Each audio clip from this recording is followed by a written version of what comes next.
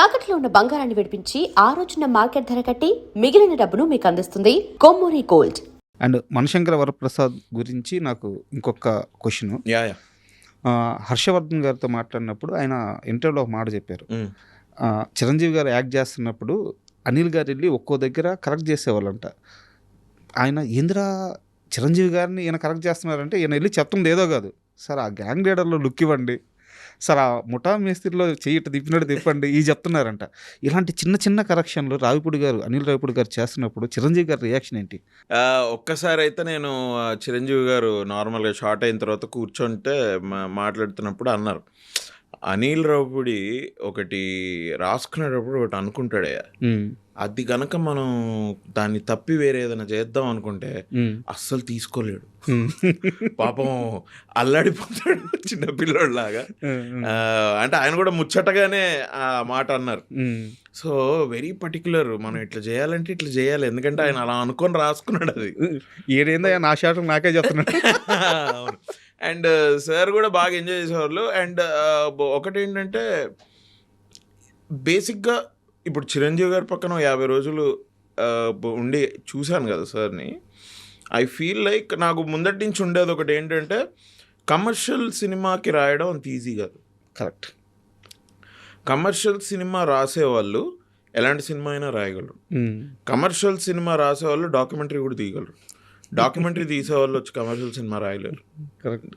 ఇది నాకు ముందు నుంచి నేను out of my experience of watching different directors and how they work and everything I understood.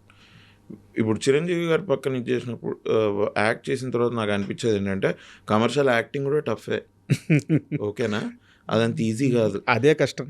ఎందుకంటే అనిల్ రావిపూడి గారు చెప్పేది ఏంటి నేను చూసా. సార్ దాన్ని ఎంత బాగా ఓన్ చేసుకొని అనిల్ రావిపూడి గారికి నచ్చిందే ఇచ్చి, అండ్ ఆయన కూడా అంటే ఆయన తాలూకా ఐడియా కూడా ఎగ్జిక్యూట్ అయ్యేలాగా ఎంత బాగా ఆయన first of all his experience obviously, plus Anil గారు కూడా హ్యాపీ దాంతో. ఎస్, నేను చెప్పింది నేను అనుకున్నట్టే వచ్చింది. ఎస్, ఆయనకి ఆ కాన్ఫిడెన్స్ ఖచ్చితంగా ఉండాలి, సినిమా అంతా ఉండాలి. ఎస్, అట్లా చేసుకుంటూ సార్ కొంచెం కొత్తగా ఏమైనా చేయాలంటే కూడా చేసి అంటే I've seen this comes with experience.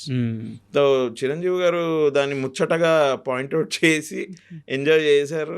అరే బాగుంది నువ్వు ఇది అనుకున్నారు. But when he came on to the shirt, Anil గారికి ఇచ్చుకుంటే ఇంకొంచెం దానిలో కొంచెం డిఫరెంట్గా ఏదన్నా if he wants to do he would do.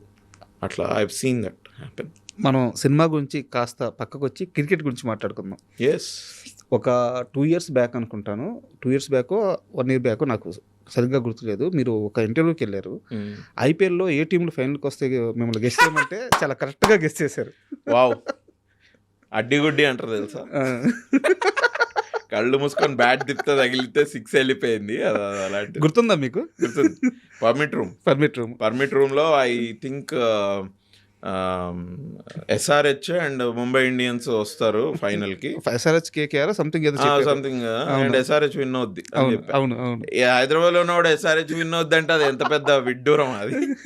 లేదు, అది మీరు ఏదో గుడ్డిగా చెప్పేసి ఉంటే నేను అసలు టాపిక్ దాను. అదే ఇంటర్వ్యూలో మీరు సచిన్ గురించి చాలా గొప్పగా మాట్లాడతారు. అయితే ఈరోజు నేను క్రికెట్ టాపిక్ ఎందుకు తెచ్చానంటే, సౌరవ్ గంగూలీ అనే వ్యక్తి, దాదా, రాయల్ బెంగాల్ టైగర్, నాకు గురువు, దైవము, ఎవ్రీథింగ్ ఎనీథింగ్ పర్సనల్గా.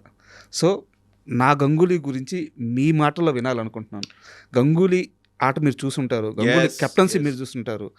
ఇండియన్ క్రికెట్ ఒక రకమైన కష్టంలో ఉన్నప్పుడు ఆయన దాన్ని నిలబెట్టిన విధానం చూస్తుంటారు.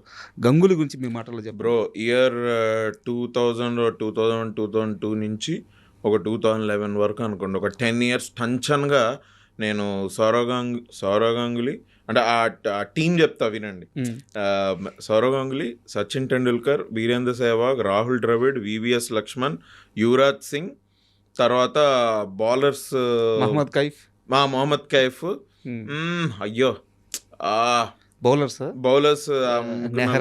నెహ్రా, అశ్విన్ కొంచెం హర్భజన్ సింగ్, మన శ్రీనాథ్ వెంకటేష్ ప్రసాద్, అది కూడా అనిల్ కుంబ్లే గారు, but Sreesanth, all this team ఒక ఎరాని బాగా ఎంగేజ్ చేసిన టీం ఇదంతా. సార్ నేను ఓపెన్గా చెప్తున్నా sir, Mohammad Azharuddin when he was the క్యాప్టెన్కి, Sourav Ganguly when he was the క్యాప్టెన్కి జమీన్ ఆస్మాన్ ఫరక్ ఉంది. మన ఇండియన్ టీమ్ ద వే మన ప్లేయర్స్ అప్రోచ్ గేమ్ని అప్రోచ్ అయ్యే విధానం.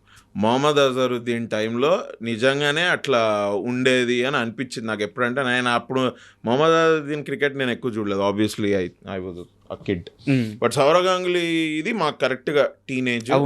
ఇది ఐ హావ్ సీన్ దట్. ఇది మా నాన్న కామెంట్స్ చేసేవాళ్ళు, అబ్బా భలే ఫీల్డింగ్ భలే ఇంప్రూవ్ అయింది మన వాళ్ళది.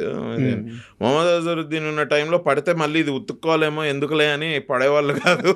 మిగతా ప్లేయర్స్ అజరుద్దీన్ గారు బాగా క్యాచ్లు పెట్టేవాళ్ళు, బాగా క్యాచ్ పెట్టేవాళ్ళు.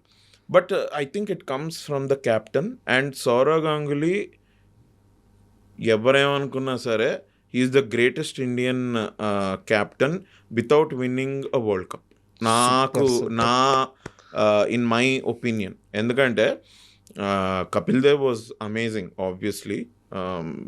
నేను I'm not seen him play, but మా పేరెంట్స్ కానీ మా బాబాయ్లు కానీ మనం తెలుసుకునే వినేవి డెఫినెట్లీ గ్రేట్. ఆయన ఇంటర్వ్యూలు చూసినా కూడా అబ్బా ఏం ఆయన ఫ్రీడమ్ ఫైటర్ లాగా మాట్లాడతాడు. ఆయన క్రికెటర్ ఆయన కూడా Kapil Dev. When I have seen a couple of his interview, ఆయన క్రికెట్ అలాగే చూసేవాళ్ళు, ఆయన అలా చూసేవాళ్ళు. ఆయన దాని తర్వాత ఆ ఎరా నుంచి మొహమ్మద్ అజరుద్దీన్ ఎరా తర్వాత వెన్ సౌరవ్ గంగూలీ కేమ్, ఈ అగ్రెషన్ అనేది టీంలోకి తెచ్చిన క్యాప్టెన్ ఈ సౌరవ్ గంగూలీ. దాన్ని కంటిన్యూ చేసిన క్యాప్టెన్ మన MS Dhoni. Great. MS Dhoni is an amazing player, what a calm on the field and everything. But I always rate Sourav Ganguly to be bigger and a better captain than Mahendra Singh Dhoni. నేను unpopular అయినా పర్వాలేదు, నేనైతే ఇది చెప్తా. ఎందుకంటే ఆయన చేసిన కొన్ని చేంజెస్, ఒకటి ఏంటి అంటే టాలెంట్ ఉన్నవాడిని ముందర దోసే విధానం ఒకటి. అండ్ పాలిటిక్స్ ఎంత నడుస్తున్నా వెనకాల ఈయన పర్స్పెక్టివ్లో కనుక ప్లేయర్ ఆయన స్కోప్కి ఫిట్ అయ్యాడంటే వాడిని తీసుకొచ్చి ఓపెనింగ్ చేయించేదని. వీరేంద్ర సెహ్వాగ్ చెప్పలేదా, I was playing 4 down 5 down అని.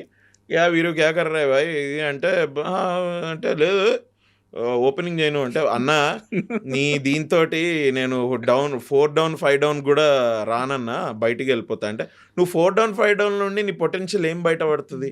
నువ్వు 50 runs కొడతావు 4 down 5 down నుండి అంటే నేను నీకు ఆ ఛాన్స్ ఇస్తానా?